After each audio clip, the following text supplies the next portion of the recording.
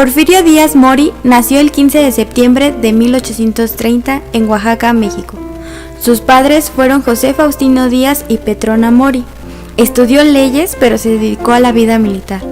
Participó en la Guerra de la Reforma de 1858 a 1860 y luchó contra la invasión francesa de 1861 a 1867, contribuyendo a la victoria del presidente Benito Juárez. En 1867 y 1871 fue candidato presidencial, pero en ambas ocasiones fue derrotado por Benito Juárez. Llegó al poder en 1877 y gobernó hasta 1880. De 1884 a 1911 gobernó dictatorialmente, haciéndose reelegir sucesivamente. Favoreció la llegada de capitales extranjeros en la minería y la industria, mientras que la mayoría de los mexicanos vivía en la pobreza. En 1910 se reeligió después de encarcelar al candidato opositor Francisco I. Madero, quien al salir de prisión dio inicio a la Revolución Mexicana.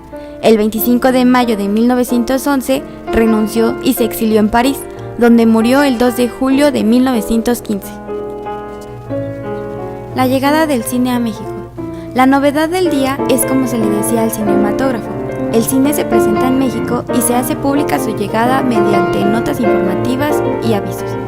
El cine llegó a México casi 8 meses después de su triunfal aparición en París.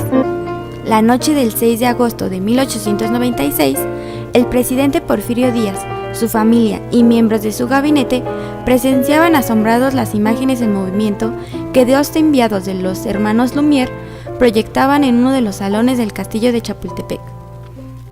El éxito del nuevo medio de entretenimiento fue inmediato. Don Porfirio había aceptado recibir en audiencia a los 3 proyeccionistas enviados por los hermanos Lumière a México, debido a su enorme interés por los desarrollos científicos de la época. Además, el hecho de que el nuevo invento proviniera de Francia aseguraba su aceptación para México, por los gustos franceses del general Díaz. México fue el único país americano donde los franceses realizaron una serie de películas que pueden considerarse como las que inauguran la historia del cine mexicano. El cine, en los primeros proyectores y películas llegaron a México desde Europa y Estados Unidos. La primera exhibición pública se llevó a cabo el 14 de agosto de 1896, con presentaciones como La llegada de un tren, Montañas rusas, La comida del niño, Demolición de una pared y Los bañadores, presentados por los hermanos Lumière en la droguería Plateros, ubicada en la segunda calle de Plateros, número 9, hoy Avenida Madero, del centro histórico de la Ciudad de México, que hoy ya no existe, pero que se localizaba muy cerca de donde unos años después se ubicaría la primera sala de cine de nuestro país, el Salón Rojo, que ya también ha desaparecido, pero que si caminas por la calle de Madero podrás encontrar una placa que señala el lugar donde se encontraba. Se puede considerar a Porfirio Díaz como el primer actor del cine mexicano, pues la primera película filmada en el país fue El presidente de la República paseando a caballo en el bosque de Chapultepec en 1896. Resultaba entretenido mostrar a los personajes famosos en sus actividades cotidianas y oficiales. Los franceses mostraron a Díaz en diversos actos, registraron la llegada de la campana de Dolores al Palacio Nacional y filmaron diversas escenas folclóricas y costumbristas que muestran ya una tendencia hacia el exotismo que acompañaría al cine mexicano a lo largo de su historia. El mismo año llegó también el Vitascope norteamericano. Sin embargo, el impacto inicial del cinematógrafo había dejado sin oportunidad a Edison de conquistar al público mexicano. Al conocer el cinematógrafo Lumière, una compañía norteamericana de la señora Gardner inició tratos con la empresa Alcaraz para exhibir el Vitascopio, un proyecto de cine de Edison. Aun cuando existía una cierta competencia entre los Lumière y el equipo de Edison en México, los franceses filmaron 26 películas de tema mexicano, mientras que los norteamericanos solo mostraron una. En marzo de 1898, el cinematógrafo dio muestras de convertirse en un instrumento de aculturación. Se encargó de difundir otras costumbres, modos de vida y aficiones en el país. A 2 años de que el cine se dio a conocer, surgieron pequeñas compañías francesas, norteamericanas, alemanas y nacionales. Todas recorrían el país donde había medios de comunicación y difundían el cine. En abril de 1898 se anunció el aristógrafo, invento nacional que hacía ver las películas en tercera dimensión mediante unos lentes especiales. Las imágenes parecían como de la misma realidad. El invento fue del señor Adrian Lavie. Las imágenes suceden tan rápido que en la retina se da un efecto en el que éstas tienen relieve. Algunas películas en tercera dimensión que fueron proyectadas son Puentes de los Suspiros de Venecia, Fachada principal de la Escuela de Ingenieros, Granada y Duelo a muerte en el bosque de Chapultepec.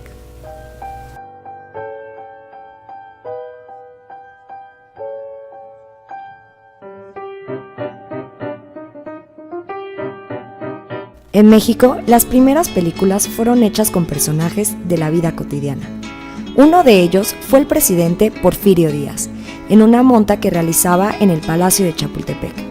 Favoreciendo la curiosidad de la audiencia, a partir del mes de julio de 1897, el señor William Taylor Casanova, de San Juan Bautista, importó un proyector de Nueva York. En Puebla, la compañía francesa del señor Chouvrich reinició la exhibición de temas mexicanos, ya que su programa incluyó la vista El presidente Díaz y sus ministros. Con la presión del cinematógrafo, Edison se apresuró en presentar en 1896 el Vitascopio para proyectar películas en pantalla, pero en México solo filmó una película mexicana, El asador mexicano, pero no fue competencia para los hermanos Lumière, quienes después de 2 años de su demostración mundial se dedicaron únicamente a la venta de aparatos y copias de las cintas que sus enviados habían tomado a los países que habían visitado, al mismo tiempo que estos exhibidores se convertían en productores. Estas primeras vistas están catalogadas como cine documental, por ser un simple reflejo de la realidad, todavía sin argumento y sin edición. Otro tipo de cine que se dio en México fue el cine de ficción. Este emplea un argumento, al modo del teatro. En octubre de 1899, el exhibidor mexicano Salvador Toscano filmó una versión muy abreviada de Don Juan Tenorio. También se filmaron cuadros sobre episodios nacionales como Cuauhtémoc, Benito Juárez, Hernán Cortés, Hidalgo y Morelos. La exhibición se incrementaba y las compañías surgían a cada momento. Y durante el año de 1899, el Ayuntamiento de la Ciudad de México recibió 25 solicitudes para abrir cinematógrafos en diferentes rumbos de la ciudad. Aunque no todas fueron autorizadas, algunas compañías eran dueñas de 4 locales, como Guillermo Becerril. Lo novedoso fue que casi todas poseían carpas que instalaron en diferentes plazuelas. Para enero de 1900, en la Ciudad de México, había ya 22 locales que exhibían vistas. En la parte de producción, algunos empresarios tomaban películas de los lugares que visitaban. Eran películas cortas, pues los cómicos de la lengua viajaban con su equipo y necesariamente tenían que ser lo más reducido y manual posible. Las películas nacionales no se diferenciaban aparentemente de las extranjeras que mostraban actualidades. Tan solo los asuntos eran mexicanos. El Zócalo, la Alameda y las corridas de toros en las plazas mexicanas era lo que se exhibía en el cinematógrafo que estaba en el Teatro Nacional. De manera que los primeros empresarios eran una especie de hombre orquesta, productores y exhibidores con locales que transportaban en ocasiones al lomo de mula. A México llegaban películas de ficción como La Pasión de Cristo, Venus y Anfítritre. Pero dada la limitación de recursos, en México no se producían del primer tipo, sino que las condiciones materiales determinaban a los empresarios a filmar los acontecimientos sobresalientes de los lugares que visitaban o a los habitantes para asegurar el éxito. La bienvenida que Díaz le brindó al cinematógrafo se inscribía dentro de la educación, orden y progreso, uno de los lemas favoritos que su régimen acuñó. La tecnología era bien recibida, sobre todo si se trataba de invenciones provenientes de Francia.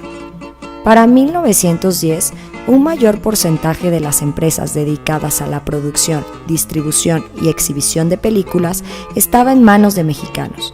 El gobierno participaba dentro de la industria solo de manera superficial. Así, Por ejemplo, el Ayuntamiento de la Ciudad de México se dedicaba en materia cinematográfica exclusivamente a recaudar el pago de impuestos, dispensar permisos para la apertura de salones, además de vigilar que se cumplieran los requisitos salubres establecidos para la exhibición. En este rubro, la política del ayuntamiento no ejercía una censura sistematizada, pues se aplicaban según los criterios del funcionario en turno, aunque por lo general era poco el material que por contenido político o inmoral se podía publicar